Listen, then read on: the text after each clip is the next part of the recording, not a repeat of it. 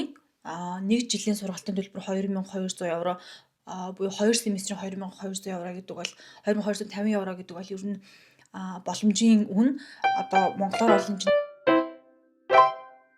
За бүгдээрээ сайн байцгаана уу? Миний бичлэгийг үзгээд эхлүүлж байгаа та бүхэнд маш их баярлалаа. За ер нь одоо яг энэ бичлэгийг үзэж байгаа хүмүүс иш тийш явах гээд ингээд судалж байгаа ямар нэг асуултын хариултыг хайж байгаа хүмүүс байгаа байх гэж бодож байна. Тэгээ миний танд өгөх мэдээлэл танд багч гэсэн хэрэг болох бах гэж найдаж байна. За би одоо Франц улсын Рен хотод University Рен 2 гэдэг ийм сургуулийн хэлний бэлтгэлийн харьяа суралцж байгаа юм оюутан байгаа. Бичлэг маань бол үндсэндээ яагаад Францд ирэхээр болсон, яаж Францд ирсэн, за тэгээд хэдэн төгрөг болсон, за тэгээд Францын их сургууль болон Монголын их сургуулийн ялгаа, Францд сурахын давуу тал болон сул талыг би одоо ярих гэж байна. За тийм миний туршлага бол ерөнхийдөө яг эхний семестр сурсан оюутны туршлага байгаа. Яагаад ирэхээр болсон бэ гэд. За яагаад ирэхээр болсон гэх юм бол би өмнө нь Ирландад амьдардаг байсан. Ирландад амьдардаг байжгаад найзлуутайгаа танилцаад манай найзлуу болохоор Франц хүн байдаг. Тэгээд найзлуутайгаа цуг энэ нөөж ирсэн байгаа. За яаж ирсэн бэ гэдэг чинь би болохоор Ирландаас виз мэдүүлээд тэгээ Францад ирсэн. Ирландад байдаг Францын элчингээр дамжуулаад оюутны виз мэдүүлээд оюутны шугамар Франц улсад ирсэн байгаа. За зардал мөнгөний хувьд гэх юм бол миний хувьд Ирландад анх очиж исэн, Ирланд руу явхад зарцуулж исэн миний зарцуултаас бол хамаагүй хямдхан байсан. Ягаад гэх юм бол одоо сургалтын төлбөр жишээ нь 2200 евро 1 жилийн. За Ирландад бол 1 жилийн 3000 евроноос эхэлдэг санагдаж байна. Анх хэрвээ Ирланд руу явж байгаа хүмүүс байх юм бол ер нь 3000 евроноос 6 сарын сургалтын төлбөр эхэлдэг шүү. Тэгээд 2 дахосоо бол хямдхан сургууль олоод 1500 2000 еврод бол сунгалтаа хийлгээд ингээд сунгаа явж болдог. За эхлээд бол Монголоос явхад нэлээд зардал их байдаг.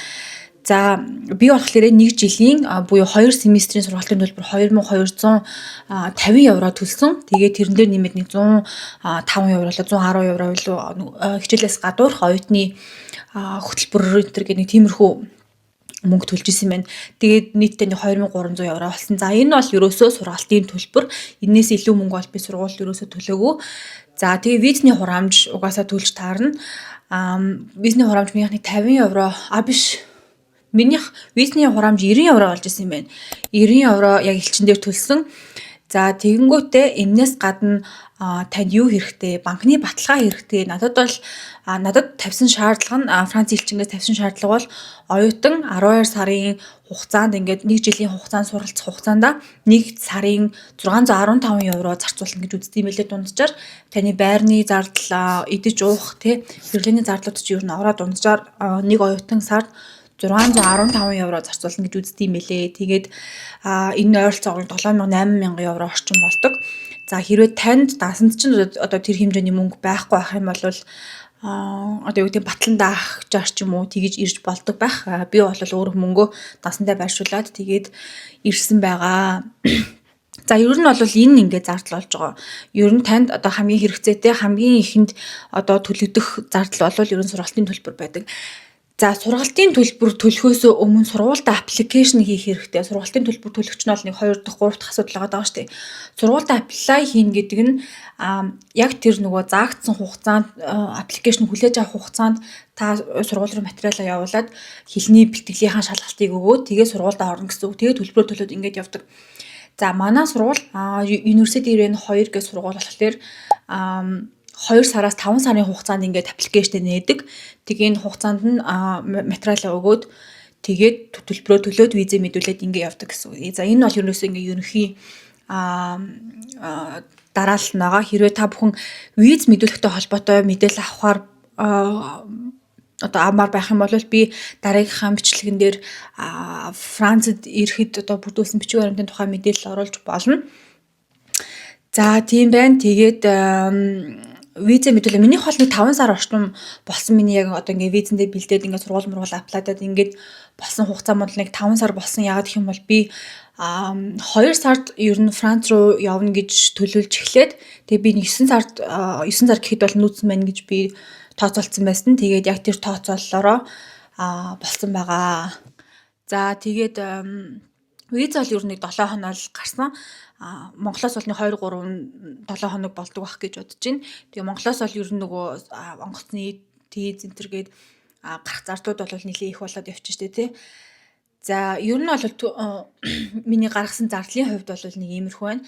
Байрны хувьд та host family олж болно. За эсвэл өөрөө байр одоо түрээслээд олж болно. За эсвэл найзандаа ч юм уу те эсвэл сургуулийн дотор байр гэж байдаг. Сургуулийн дотор байранд бол байж болдог. Байх гэхдээ би сургуулийн дотор байраар ч юм уу эсвэл host family гэрээгүй угаасаа найз залуутайгаа энэ нөгөө нүүж ирнэ гэж төлөвлөсөн байсан учраас байр бол бит хоёрын яг одоо төлөвлөгөөний маань нэг хэсэг байсан. Тэгээд байрны тухай бол би одоо хараахан сайн мэдгүй bay шүү. За тэгээд тэгээ би яг бичлэгийн ихэнд дуурьдсанчлан шууд давуу тал болон сул тал руугаа оръё. Та нар ингээд залхах гэхээр айгүй хурдан яриа явчих гэж бодож байна. За давуу талаас эхлэе. Ер нь бол Франц сурах нь өөрөө айгүй хямдхан.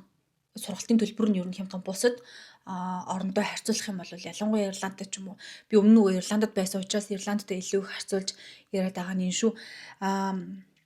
Ер нь нэг жилийн сургалтын төлбөр 2200 евро буюу 2 семестрийн 2200 евро гэдэг бол 2250 евро гэдэг бол ер нь боломжийн үн одоо монголоор бол энэ чинь 11-12 сая төгрөгөө тэр хавцаа байгаа байхгүй юу. Тэгэхээр энэ одоо зардлаар Францад боловсрол эзэмшнэ гэдэг бол мэдээж боломжийн зүйл гэж би бол бодож байгаа. За энэ бол хэлний бэлтгэлийн сургалтын төлбөр. Хэрвээ мэргэжлээ сонгоод их сургуульд ороод явах юм бол таны сургалтын төлбөр 1000 евро орчим энэ байх гэж бодож байна. Би одоо нөгөө дараа хэлний бэлтгэлээ дуусчаад сургуулаа судалж байгаа. Тэгээ минийх бол 1000 евро орчим болох юм лээ. За мэдээж Европын иргэншилтэй, Европын одоо холбооны аль нэг орны иргэншилтэй хүн байх юм бол ялангуяа Франц хүн байх юм бол бараг зарим сургуульд үнэгүй суралцдаг. Миний энэ сурж байгаа сургуульд болохоор манай найз залуугийн ээж аав бас сурч төгссөн юм билээ. Тэгээд нэг 500 евро орчим сард болдог. Тэгээд оюутнууд нь бас сард стипенд авдаг. Энэ зөвхөн нөгөө Европ оюутнуудтай үйлчлдэг. Миний хувьд гэх юм бол стипенд байхгүй. Гэхдээ ер нь янз янзын ингээд тэмжүүд, тиймэрхүү юмнууд ингээд судлаад авдаг хүмүүс байдаг. Би одоо харахандаа тэрийг судалж амжаагүй байгаа. За тэгээд эхнийх нь бол би ингээд сургалтын төлбөр хямд гэсэндээ ер нь бол зардал мөнгөний хувь сургалтын төлбөрн дээр 10-20 мянган евро ингээд зарцуулаад байх шаардлагагүйгээр ингээд боловсрол эзэмших боломжтой. За хоёр дахь нь бол чанартай боловсрол. Францын боловсролын систем бол угаасаа хаанч яригддгийм бэлээ. Яагаад гэх юм бол ер нь энэ Францын боловсролын систем яг оюутан зөвхөн суралцахад зориулагдсан юм систем байдаг. 2-3-7 хоноод нэг шалгалт 2-3-7 хоноод нэг шалгалт байдаг.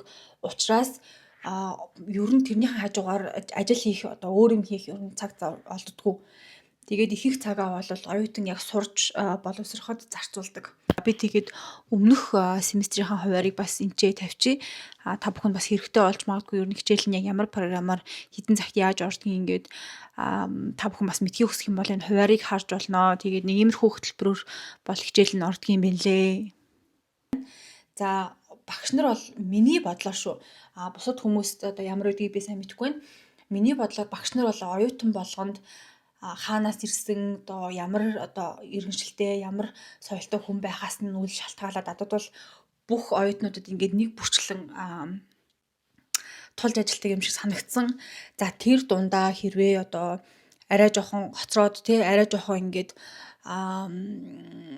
жоохон ойлгохгүй байгаа тэр оюутнуудаа бүр илүү ингээд шахаж илүү их асуулт асуудаг ч юм уу лекцийнхаа үеэр эсвэл ингээд юм тайлбарлаж авах үеэрээ илүү их асуулт асуудаг ч юм уу. За тэр оюутан чинь одоо нөгөө асуултанд хариулахын тулд илүү их одоо судалгаа хийн гэсэн үг шүү дээ. Илүү суралцсан гэсэн үг. Надад бол тэр айгүй зүгээр санагдсан. Тэгээд дээрэс нь одоо хэлний бэлтгэл ялангуяа маш олон орны олон үндэстэй олон юм шашин шүтлэгтэй олон янзын соёлтой юм хүмүүс нэг дор ингээд орж ирээ суудаг. Тэгээд одоо юу гэдгийг чи нөгөө дайн дажинтай эсвэл юм ядуу буруу орноос эсвэл одоо өндөр хөгжилтэй орноос энэ төр ирсэн янз бүрийн оюутнууд сууж байгаа. Тэгээд тэр болгонтой ингээ мэдрэмжтэй өөрийгөө чи эвгүй байдалд оруулахгүй нөгөө хүнээ чи эвгүй байдалд оруулах яг хичээлээ ингээ гоё заагаад явцдаг. Надад бол тэр аягүй гоё санагддаг. За Францд бол оюутныг бол нэгдүгээрт тавьдаг. Ягаад гэх юм бол энэ дараагийн боловсон хүчин Францын ирээдүйн бий бэлтгэгдэж гарч байгаа учраас боловсролын систем, боловсролын чанар бол айгүй чухлаар яригддаг юм байлээ. Тэгээд дараагийн маань сэдв бас яг оюутанд ээлтэй гэд онцлсон давуу тал нь болохоор ер нь их сургуульч төр те лицей эсвэл коллеж нэр нь ер нь сурагч оюутныг илүү нэгт тавьсан байдаг юм байлээ. За нэг бол ер нь юунаас харж болно. Сургууль ер нь их сургууль дотор маш их оюутныг одоо хамруулах клуб, өглөө цагаа зөв боловсон одоо өнгөрөөх тийм клубүүд янз бүрийн ингээ хоббигоороо нэгдсэн тийм хүмүүс зөндөө байдаг. Тэр нь ерөөсөө ингээ юугаарч хязгаарлагддаг. Оюутан нээлттэй гэсний нэг шалтгаан нь болохоор ер нь оюутан юу байх хэвээр ер нь чөлөөтэй санаа бодлоо илэрхийлдэг. Чиний одоо бодсон зөв ч вэ нүү, буруу ч вэ нүү санаа бодлоо зөв илэрхийлдэг. За их сургууль гэдэг бол чиний хоёр дахь гэр байх хэвээр. Одоо их сургуулийн орчинд бол ер нь юу ч хийж болно. Насанд хүрсэн одоо хүмүүс их сургууль суралцаж эхэлж байгаа учраас их сургууль дээр бүр ингээд юуны паб байдаг. За Монголд бол тэр соёл бол арай орж ирэх болоогүй байх гэж бодож байна. Яг сургуулийн одоо нийтийн оюутны цайны газрын хажууд бол паб байдаг. За тэр пабд одоо жишээ нь их одоо завсарлагаантай үеч байх юм уу те цонхтой үеэр оюутнууд тэнд орж ингээд паб угаад ингээ хоорондоо ханг аут хийдэг их сургууль дээр шүү. Тэр бас надад аюу ийм зөв санагддаг. Ер нь ингээд хүнийг битгий юм хий одоо юу гэдгийг битгий та нар арих уу, битгий та нар ингээ пи уу гэх тусам хүмүүс илүү их тэрэнд ингээд татагддаг штэ тий. Энд бол ингээд чөлөөтэй тэрийг ингээд хайчихсан. Багшийнхаа хажуу тамхи татнуу, багшийнхаа хажуу тэрийг одоо юу гэдгийг пиава уунуу, техник юмны хинч чамаг одоо юу гэдгийг шөмжлөхгүй чинь яг өөрийнхөө хүснээрээ чөлөөтэй үзэл бодлоо илэрхийлээд чөлөөтэй байх боломжтой. Тэр бас надад айгүй зөв санагдсан. Хүнийг одоо ингээд чөлөөтэй байлгах тусам дараагийн үе нь илүү юм эрүүл сэтгхүүтэй одоо тийм одоо боловсруучсан бэлтгэж гарч байгаа юм шиг надад санагддаг байхгүй. Францад бас сурдаг хүмүүс ахын бол надад санал нийлж магадгүй. Ер нь оюутнуудын хэв маяг хувцлалт энэ төр бол ер нь айгүй чөлөөтэй. Яг ингээд бас ингээд шоконд оруулахаар одоо тийм имиж төрхтэй тийм оюутнууд зөндөө байдаг байхгүй. Тэр нь хиндэж хамаагүй. Хиндэж юусаа хамаагүй ингээд ер нь бол тийм одоо миний хэлэх гээд байгаа санааг та нар ойлгож байгаа хэрэг гэж бодож байна. Цаашаа явцгаая давуу тал гэж бодсон одоо зүйлүүдийн маань дөрөвдөх нь болохоор Францд ирээд Францд боловсрол эзэмшснээрээ та дэлхийн одоо топ 5 хэлний одоо нэг эзэмших боломжтой. Энэ бол ялцгүй Франц хэл байгаа шүү дээ тий. Франц хэлийг зөвхөн одоо Франц хэлийг та сурснараа зөвхөн Франц хүмүүстэй одоо харьцахаасаа гадна дэлхийн өөр оронд очоод яг тэр Франц хэлээрээ ажиллаж амьдрах боломжтой. Одоо жишээ нь Канадын үндэсний хэл чинь бол англи, Франц хоёр хэл байгаа шүү дээ. Канадад ч юм уу эсвэл Люксембургт ч байт юм уу эсвэл одоо Бельгид ч байт юм уу те зөвхөн Францад биш өөр газар ажиллаж амьдрах боломжтой. Тэгээд дээрэс нь та өөрөө Франц хэлтэй байна гэдэг чинь танд одоо ажилд ороход те янз бүрийн газар ажлын ярилцлаганд өгөхөд ороход энтер Франц хэл чинь таны аюул том одоо бэкграунд болж өгнө. Тэгээд давуу талын маань тавдах нь болохоор Франц соёл.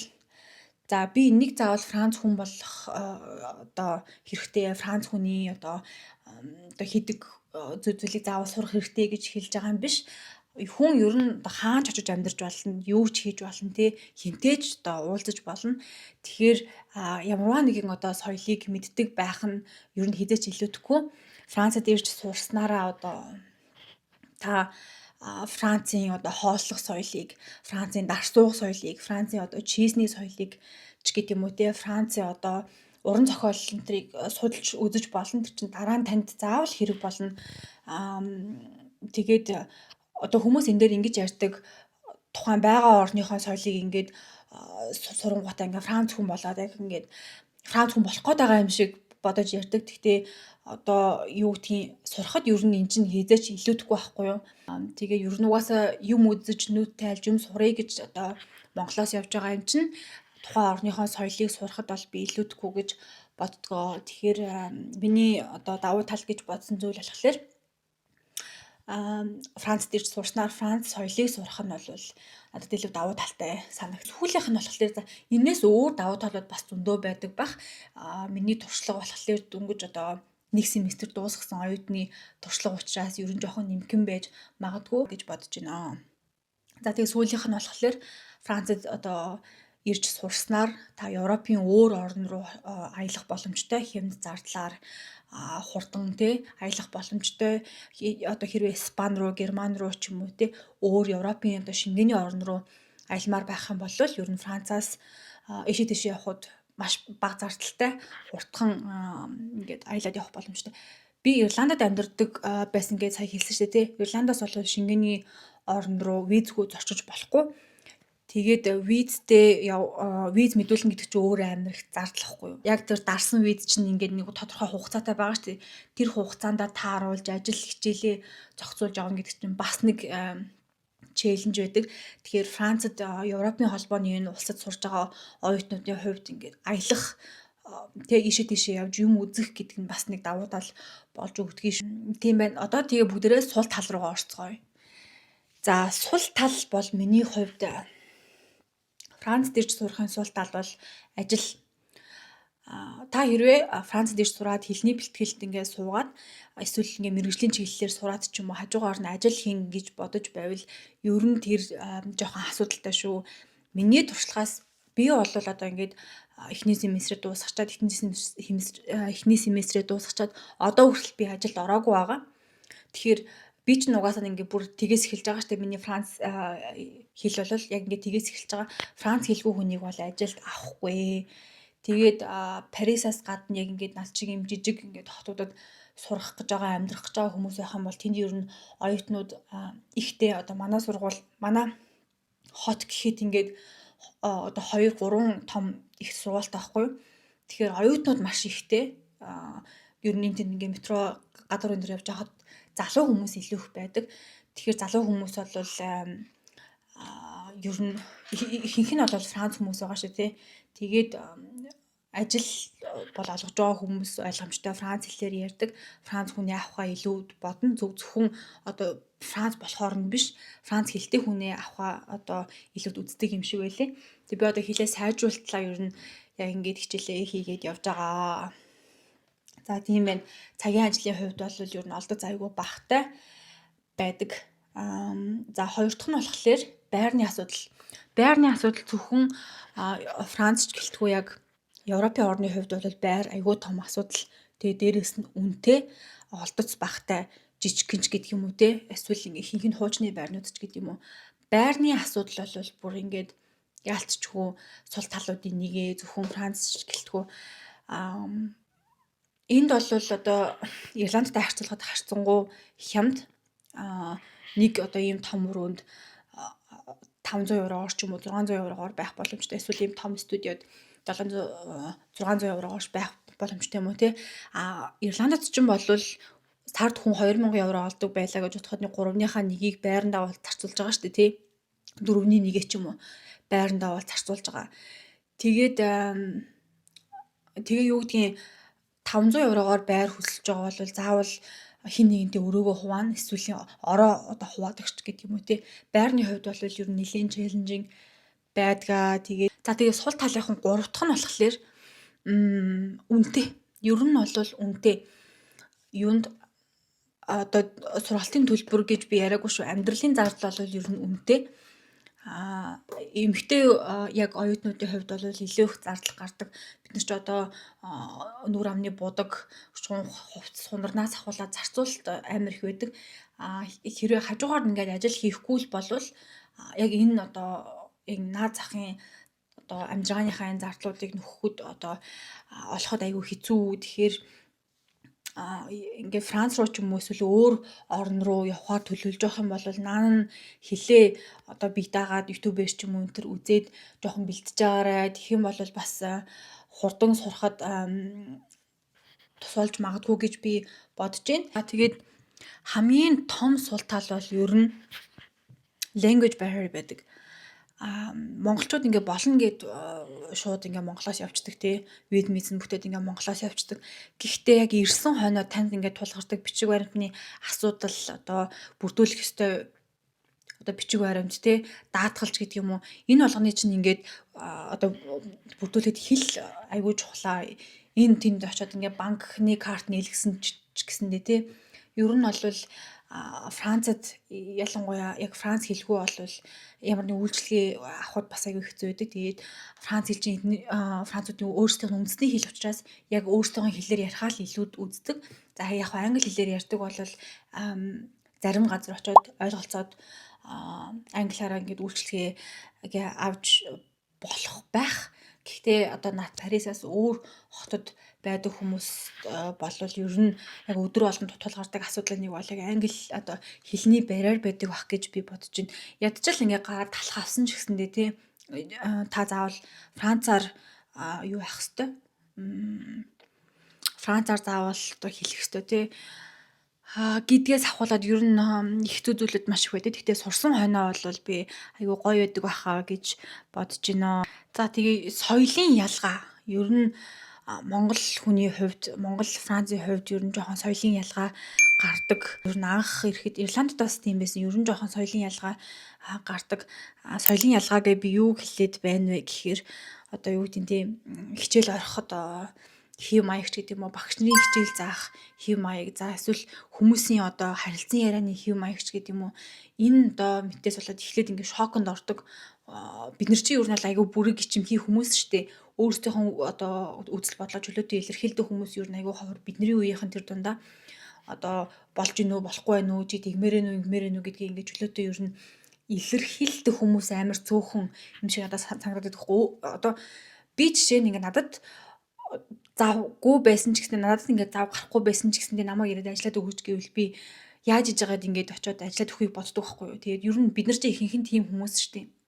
Тэгэхээр чи үгүй гэж хэлсэн ч одоо чамайг нэг тэгж амар буруугаар бодохгүй тий ер нь ингээд чадах байлаач чадахгүй байлаач тий за үгүй гэдгийг ингээд жинхнээсээ ингээд хэлчихвэл тэр чинь ингээд 10 дахин ер нь easy болдгоо. Тэр амар том соёлын ялгаа Монголд бол ингээд үгүйгээ хэлчихвэл ер нь жоохон хэцүү шттэ тий.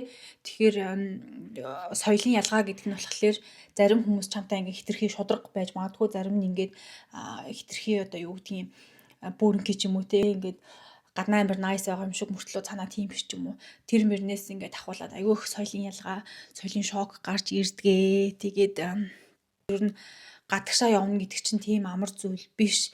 Тэнд очиод те өөрийнхөө санхүү, мөнгө, ажил төрөл бүх юмыг зохицуулж ингэж амьдарч байгаа хүмүүс бол ер нь айгүй амаргүй даваад авч байгаа хүмүүс байдгаа. Тэгээд гадаадд суралцж байгаа, гадаадд амьдарч байгаа хүмүүсээ бас ойлгодог байгаасаа гэж би боддог. Тэгээд Монголоос явахаар төлөвлөж байгаа, Францд ирэхээр төлөвлөж байгаа хүмүүс байх юм бол миний бичлэгийг үзээд нэг жоохон ч гэсэн мэдээлэл авсан байх гэж би бодож байна. Тэгээд дараагийн бичлэгээр уулзлаа түр баяртай. Хэрвээ миний бичлэг таалагдсан бол лайк дараарай. Тэгээ би энд инстаграмаа тавьчих. Хэрвээ тань хүсэх юм бол миний инстаграмыг дагаж болно шүү. Тэгээд дараагийн бичлэгээр уулзлаа. Түр баяртай.